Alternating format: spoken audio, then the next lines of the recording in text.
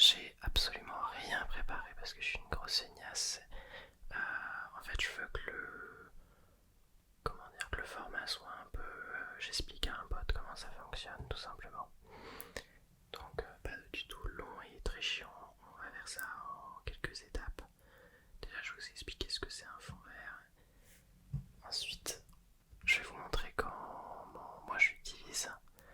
Et par la suite, je vous montrerai un moment où je suis sur le poste de montage et je vous montre les effets que je mets pour que ça marche. Voilà, tout simplement. Alors, déjà pour commencer, le fond vert à la place, c'était imposer des chimiques qu'on sait en fait sur les bobines. Quand on était encore en format bobine, on utilisait beaucoup le fond bleu, tout simplement parce que le bleu c'est une des couleurs qui s'éloigne le plus de notre couleur de peau. Donc ça fonctionne très bien pour les incrustations. Et petit à petit avec l'arrivée du numérique, on est parti sur le vert. Parce que le vert, comme le bleu, c'est une des couleurs les plus éloignées du rouge. Et il a l'avantage de très bien fonctionner avec les capteurs numériques. Parce que c'est la couleur en numérique qui est la plus lumineuse. Donc en gros, vous ne perdez pas en qualité, enfin beaucoup moins qu'avec du bleu. Après, le bleu est toujours utilisé, notamment si demain vous tournez, déjà si vous avez des vêtements verts, vous voulez que. Voilà. Mais souvent en extérieur aussi. Quand vous êtes dans une forêt qui a pas mal de vert, souvent on utilise un fond bleu tout simplement. Ou même si on veut faire des effets de lumière verte, on va avoir besoin d'un fond bleu parce que sinon ça va être impossible à incruster avec un fond vert derrière. Donc c'est vrai que c'est un peu la partie historique on va dire. Alors j'oublie sûrement des trucs, hein, je connais pas tout précisément. Alors il y a deux grandes familles de fonds verts on va dire. Alors rien à voir avec les couleurs. Enfin il y en a même trois. Il y a les fonds verts, je vais vous mettre des illustrations, vous en faites pas. Il y a des fonds verts qu'on va appeler modulables. En fait c'est vraiment quelque chose que vous pouvez que vous pouvez amener un peu partout et tout. En général, vous avez un côté vert, un côté bleu, ou alors vous avez un côté vert et un côté réflecteur de lumière pour vous servir pour autre chose. Vous avez les trépieds, enfin les fonds verts sur trépied. Donc c'est ce que j'avais avant.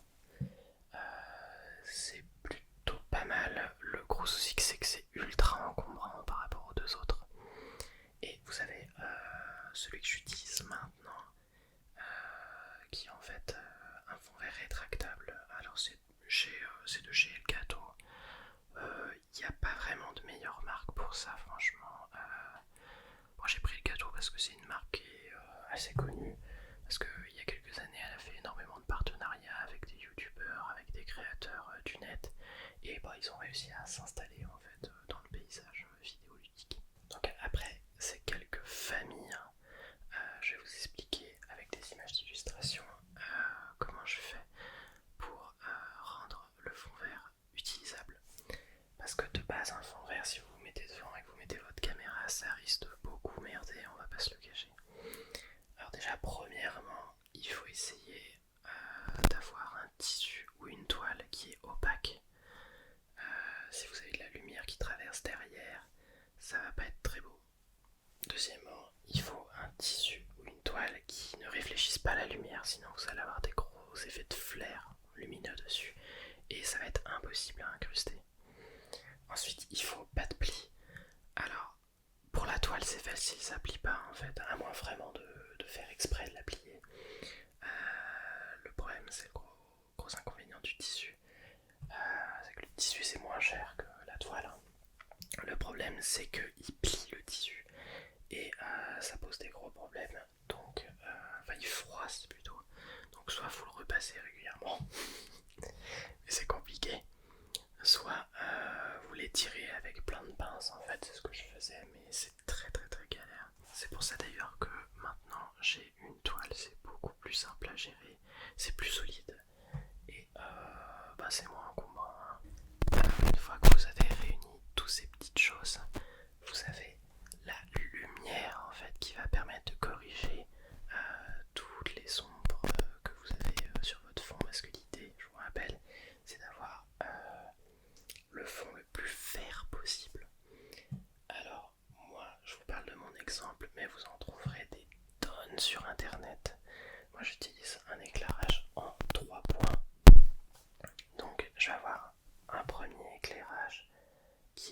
ma lumière de base en fait qui va être blanche et c'est la plus puissante. Ensuite je vais avoir un deuxième point vraiment à l'opposé qui lui ça va être un peu une couleur un peu plus chaude, un peu plus jaune rouge, qui elle permet de ne pas avoir l'effet caché d'aspirine des lumières blanches et qui donne un peu de gaieté et adoucit une partie des ombres. Et ensuite, alors là vous la voyez pas mais je vais vous la montrer en illustration. Vous avez une lumière qui est au-dessus, qui en fait éclaire, voilà c'est ce petit... Oula, ah oui je suis à l'envers. C'est ce petit reflet que vous voyez là. Ça en fait c'est pas les deux lumières devant, c'est vraiment une lumière qui est au-dessus du fond vert. Et je peux régler la couleur, c'est assez pratique. Ça permet de détacher ma tête du fond. Et souvent c'est très utile au niveau des cheveux parce que vous allez voir quand vous faites des fonds, tout ce qui est cheveux c'est une galère. Je suis désolé pour les gens frisés, mais vous allez en chier. Donc ça marche très bien. Alors il y a beaucoup de gens aussi qui rajoutent des lumières pour éclairer directement le fond, pour enlever les petites ombres que vous voyez là. Moi personnellement, ce que je peux vous conseiller si vous n'avez pas trop de lumière, c'est tout simplement de reculer votre fond vert. Si vous le reculez, en fait, les ombres vont se dissiper petit à petit. En fait. Voilà. L'inconvénient, c'est qu'il faut un grand fond vert parce qu'évidemment, vous avez l'effet de perspective. Hein, plus vous éloignez, plus il est petit. Donc, plus il sera petit derrière vous. Donc voilà, c'est une solution. Moi, personnellement, je le fais je l'ai reculé le plus que je pouvais. Et ensuite, je le fais en post-traitement sur le montage. Et d'ailleurs, vu qu'on parle de montage, on va s'y mettre tout de suite. Alors nous voilà sur le bureau. Alors le son doit être un peu moins bon. Vous m'excuserez, je ne peux pas enregistrer avec la même configuration quand je tourne. Et vous allez sûrement entendre des bruits de clics et tout. Alors là, je vous ai préparé une petite séquence et je vous invite à faire ça quand vous montez.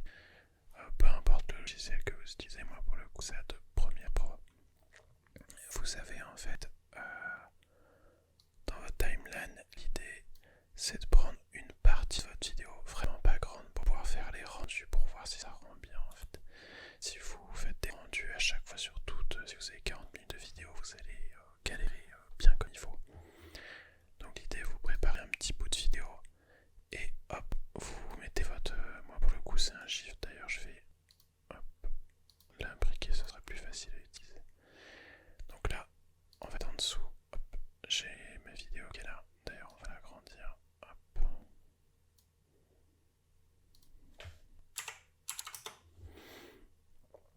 Et je fais réapparaître ma vidéo. Donc là vous avez votre vidéo. Alors moi j'essaie de prendre un mouvement, vous voyez, histoire, parce que l'ombre va bouger. Et on va essayer de voir un peu comment la retravailler. Donc l'effet sur Premiere Pro, il s'appelle Chroma Key. Qui en fait de base c'est le nom du procédé en anglais et je le trouve pas. Où c'est qu'il est? Ah oui, c'est vrai que ça s'appelle Ultra Key maintenant. Donc vous l'appliquez sur votre vidéo. Là, votre vidéo. Et vous allez sélectionner une couleur. Alors moi j'essaie de prendre entre le vert qui a le plus et d'ailleurs, ouais, le mieux c'est de prendre une frame qui est pas... Attendez. Le mieux c'est de prendre une frame qui est belle, où il n'y a pas trop de flou. Voilà.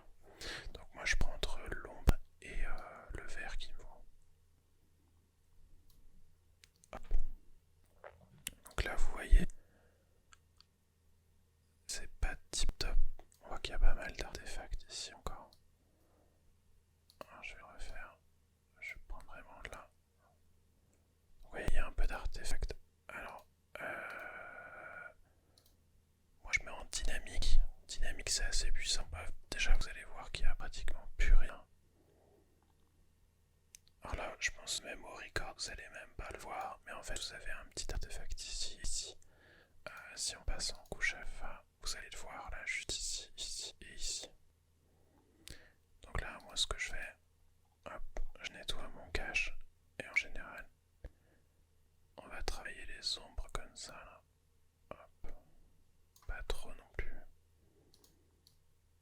passe en composite. Et là vous voyez, on est déjà pas trop mal. Hop, on va tout sélectionner. On va faire un petit rendu rapide. Tout l'intérêt de prendre seulement une petite partie de vidéo en fait, pour pouvoir faire le rendu rapidement. Et là vous voyez, c'est plutôt fluide. Alors moi je suis assez casse-couille. Il y a en fait il y a un petit artefact.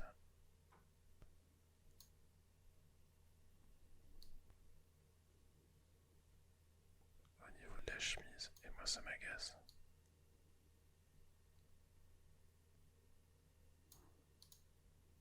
Je le fais mieux en couche alpha, vous voyez là tous ces petits points là.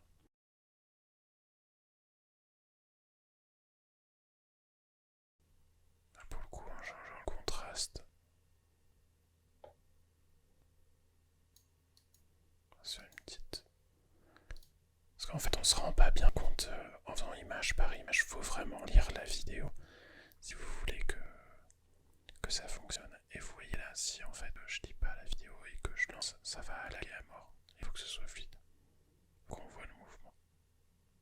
Tout bête, tout simple. Et ensuite, votre effet qui est là, vous allez le copier, ou vous refaites une séquence. Et l'idée c'est que vous l'avez dans le côté. Là, vous pouvez en fait... on va par exemple... hop, pourquoi ça va pas renommer? Hop, on va renommer la séquence en... Hop. Comme ça, vous savez vos paramètres et vous pouvez hop, vous relancer une séquence au propre et hop, et redébuter. Hop, donc là je vais remettre, je vous montre vite fait. Hop, donc là par exemple, votre effet qui est là, vous allez le choper, hop, le copier en faisant un CTRL-C et vous allez le recaler là. Et puis hop, comme ça là vous l'avez sur toute votre vidéo. Et vous voyez là, tout l'intérêt de prendre une petite vidéo aussi, là je lance. Il y a des petits à-coups et tout, surtout si vous avez un PC qui est un petit peu, qui est pas trop puissant. Enfin voilà, j'espère que ça vous aura aidé et je laisse le mot de la fin à moi-même. Salut. Voilà, mes petits fans d'ASMR, j'espère que cette vidéo vous a plu, j'espère que vous avez appris plein de choses. On refera d'autres vidéos, je pense que la prochaine dans ce sujet-là, ce sera autour du son. Parce que c'est vrai qu'on a parlé de l'image, mais le plus important en ASMR, c'est quand même le son. Et donc voilà, donc là vous aurez une belle image, un bon fond vert, et on verra le son juste après. Et je vous ferai sûrement une vidéo où je vous montre tout mon setup, comment je travaille. Ça peut être intéressant, je pense, pour peut-être vous donner des idées de comment installer et tout. J'espère que vous allez bien vous reposer, vous êtes bien relaxé, et je vous souhaite